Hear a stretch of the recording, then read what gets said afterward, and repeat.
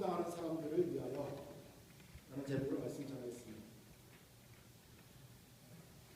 어릴 때 7살 무렵이죠. 학교에 갔습니다.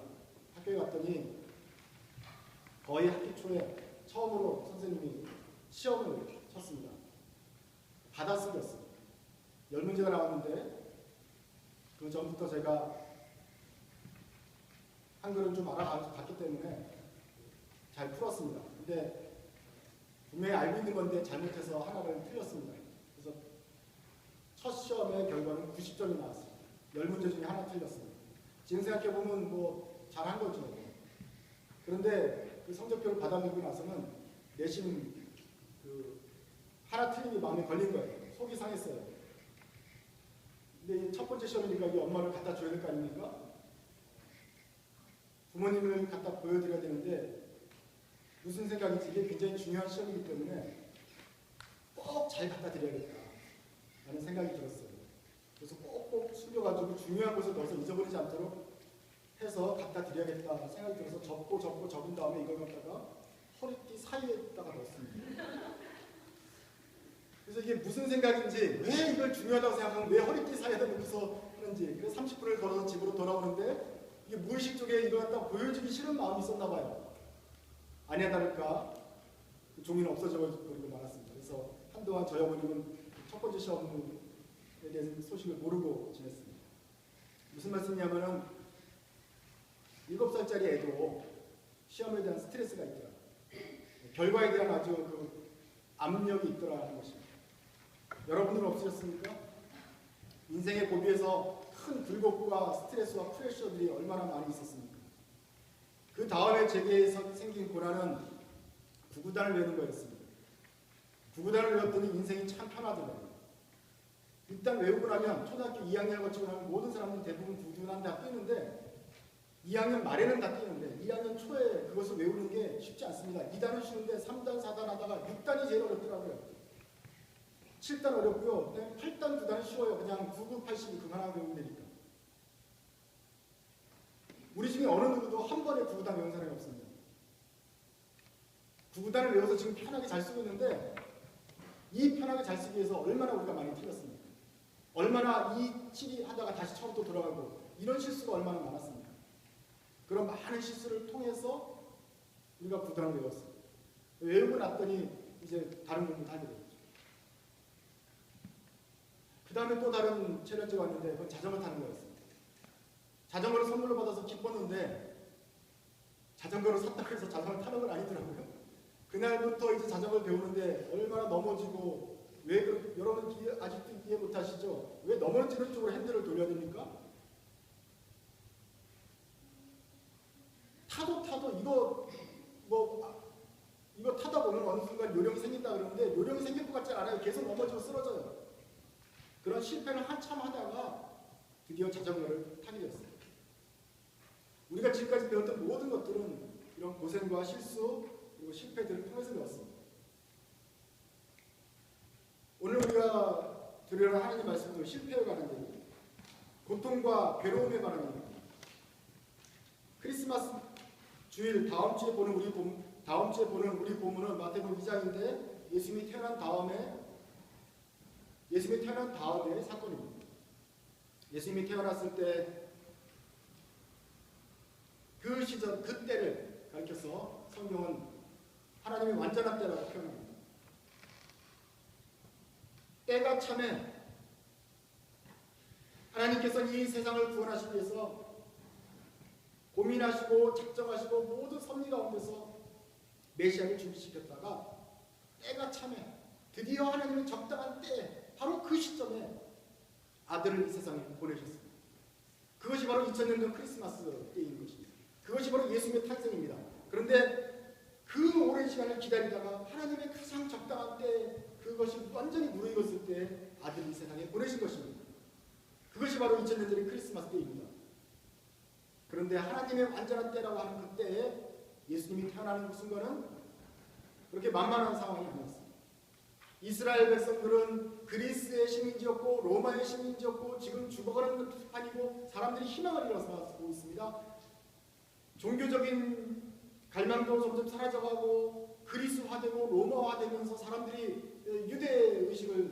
가고 있습니다. 그렇기 때문에 바리새인들은 야 이래서는 안 된다라고 정신 개혁 운동을 벌이고 있지만 그나마 또 더 바리새적으로 치우쳐가고 있습니다.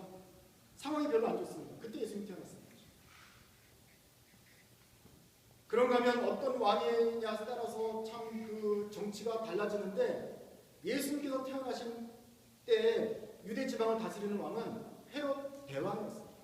또 헤롯이라는 이름이 여러 있기 때문에 이 사람은 헤롯 대왕이라고 우리가 칭칭을 합니다만은 이 헤롯 대왕은 참 잔인한 왕이었고 자존심이 약해가지고 경쟁이 시기가 많고 경쟁이 많은 사람이었어요. 그래서 예수님이 유대인의 왕이다. 그 왕이 태어났다는 소리를 듣자 자기 왕이 자기 자리가 흔들릴까봐 어떻게 합니까? 베들레헴 뿐만 아니라 그 베들레헴 인근에 있는 여러 마을들에 가가지고 애들을 다 죽여버려요. 이제 막 태어난 애라고 들었지만 넉넉하게 2살 이하는 다 죽여라. 어떻게 이게 불가능하냐. 2살 이하니까 걸어다니지 못하는 3살짜리 빼놓고 누워있는 애 다 죽이라는 소리입니다. 물론 그 마을이 대도시는 아니기 때문에 애들이 그렇게 많지는 않았겠지만 수십 명, 수백 명이 그때 죽었을 것입니다. 예수님이 태어났던 시절은 성경 다른 데서 말하는 것처럼 그렇게 완전한 때가 아니었던 거 아닌가 하는 생각이 듭니다.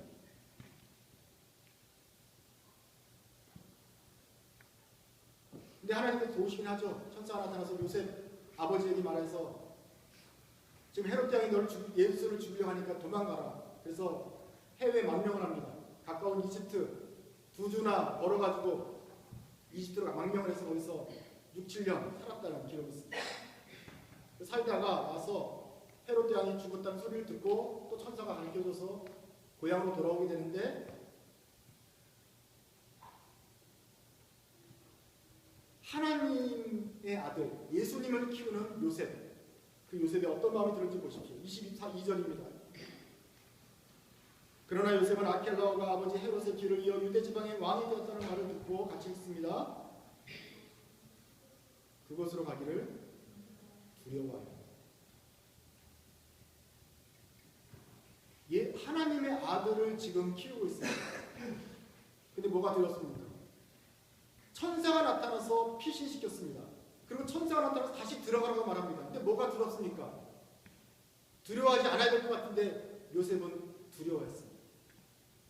요셉은 지금 들어가면 안 될 것 같은 생각이 들었습니다. 그래서 베들레헴으로 가지 않고 나사렛이라는 저 북쪽에 있는 한적한 동네로 가서 숨어 살았어요.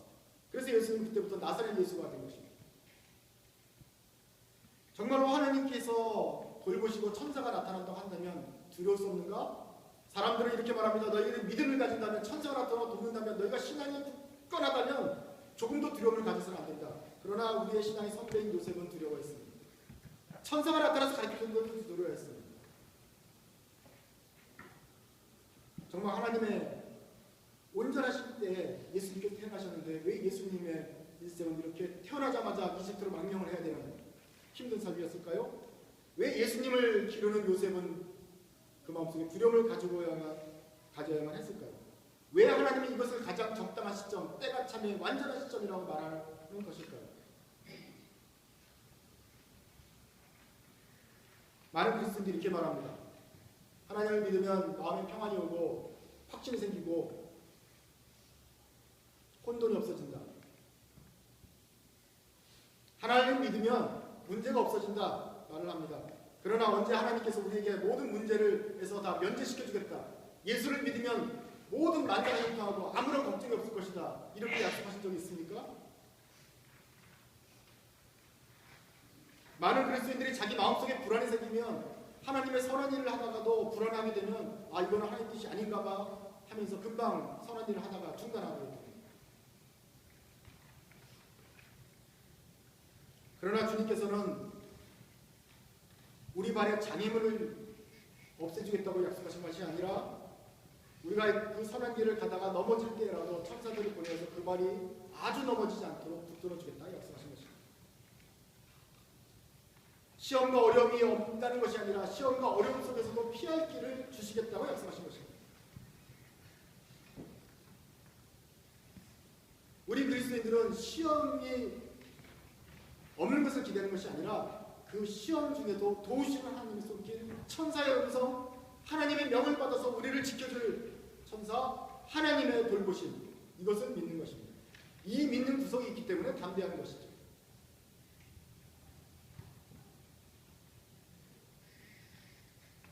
새해가 밝았습니다. 우리가 예전에 상상하지 못했던 2000년대를 넘어서 21세를 살고 있고 2017년이 되었습니다. 여러분이 한 번도 가지 못한 그 나이대를 지금 도달해서 살게 되는 것입니다. 감기에 걸렸던 다리가 어떻게 됐든 간에 상관없이 새해는 밝았습니다. 한번 보십시오. 설사 지금 상황이 어떨지라도 이것은 우리가 받은 하나님의 큰 선물입니다. 앞으로 1년 동안 우리는 여기서 더 잘하게 되고 더 예뻐지게 될 것이며 더 성숙하게 되고 지혜로워질 것입니다. 아주 흐뭇한 일이 많이 생길 것이고 기쁜 추억으로 가득한 1년을 보내게 될 것입니다. 그러니까 이번 크리스마스에 받은 선물 중에서 가장 좋은 선물은 2017년이라는 이 새해인 것입니다. 2017년 하나님의 귀한 선물로 우리가 감사함을 받아야 되지만 그렇지만 이 안에 앞으로 올 한 해 동안에 두려움도 없고 공포도 없고 문제도 없고 행복한 길만 열릴 것이라고 기대해서는 안 됩니다. 예수님의 가정에서도 두려움이 있었다는 것을 기억하십시오. 2017년은 하나님께서 돌보시는 아주 기가 막힌 좋은 해가 될 것이지만 그 안에도 공포가 있고 두려움이 있고 좌절이 있고 절망이 있고 넘어질 것입니다. 그런데 이 나쁜 두려움, 나쁜 넘어짐이 아닙니다. 왜냐하면 지켜주시는 하나님이 계시기 때문에 그렇습니다. 그 명을 받은 천사들이 옆에서 우리를 호위하기 때문에 괜찮습니다. 우리가 두려워도 그건 보장받은 모험 속에서의 두려움이고 무서워도 괜찮고요. 넘어져도 끝까지 넘어지지 않는 그런 안전구물이 있는 넘어짐입니다. 그러니까 이것은 시험이 아니라 유혹이 아니라 우리를 단련시키기 위한 테스트이며 모험이 되는 것입니다.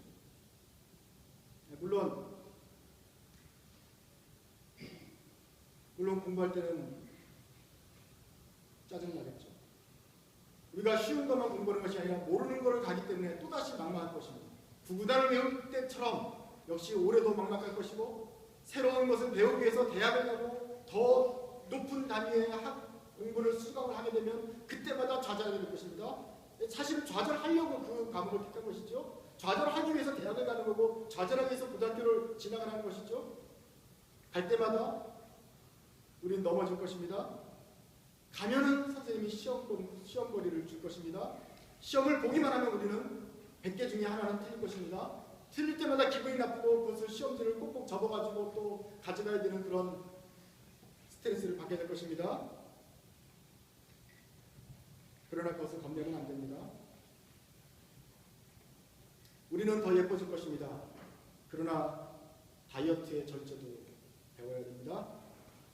건강한 음식을 만들어서 우리는 더 건강해질 것입니다. 그런데 그러는 동안 주방은 폭탄 맞은 것처럼 어지러질 것입니다. 하나님께서 도우시면 진짜로 폭탄되지 않도록 도와줄지 모르겠습니다. 옛날에 한글 받아쓰기를 넘기고 났더니 그 결과 그렇게 해서 한국의 한글을 넘겼더니 이제는 영어 받아쓰기도 할 정도가 되었습니다. 물론 쓸 때마다 틀리죠. 그렇지만 그럼에도 불구하고 우리가 계속 연습하다 보면 어느새 영어 받아쓰기도 잘하게 되고 하나님이 나중에는 또 프랑스어를 가르쳐 주시게 됐습니다. 구구단을 외웠더니 방정식을 가르쳐줬고요. 그때 다시 절망했더니 그 다음에 다른 과목으로 넘어가게 되었습니다. 자전거를 타는 법을 그렇게 힘겹게 배워놨는데 과연 이거 이러다가 어떻게 자전거를 타게 될 것인가 포기해야 될 것인가 하는데 한 2, 3일 포기하지 않았더니 어느새 요령을 배우게 되더라고요. 넘어지는 쪽으로 핸들을 돌린다는 것이 무슨 말인지 그냥 알게 되더라고요. 그러다 보니까 이제 자동차까지 운전하게 되었습니다. 자동차를 운전한 사람들에게는 여러 가지 메이커를 할 수 있는 기회도 주실 것입니다.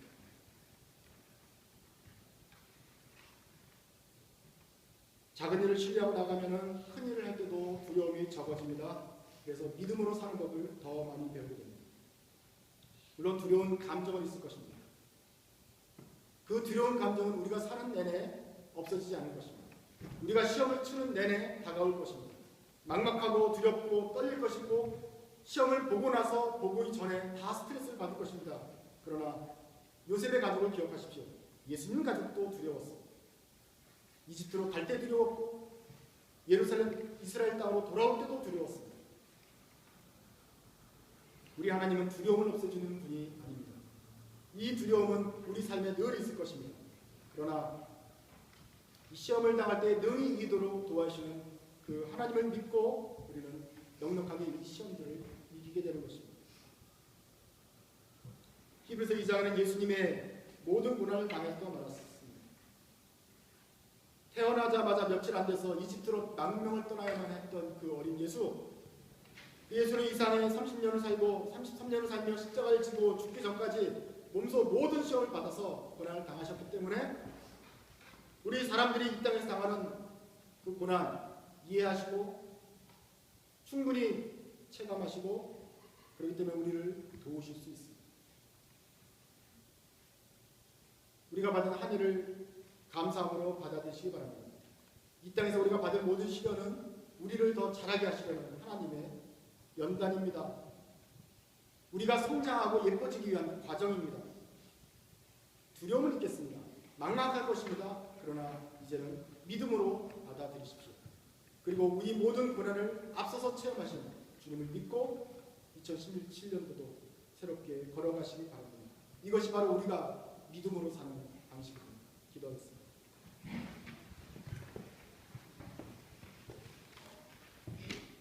하나님 아버지, 전에는 우리가 멀리만 보았고 높게만 보았던 요셉과 마리아와 아기 예수님의 그 모습이 우리처럼 두려웠고 고단했으며 힘들고 압박 가운데 있었음을 저희가 보고 위로를 받습니다. 주님도 저희처럼 외로우셨고 저희처럼 두려우셨습니까? 그런데 사랑하는 주님, 모든 것을 믿음으로 감당하시고 죄 짓지 않고 이겨내신 주님 찬송합니다. 저희도 주님 따라서 이 믿음의 길 승리하며 갈 수 있도록 도와주옵소서. 때때로 부딪히는 두려움과 막막함이 저에게 있습니다.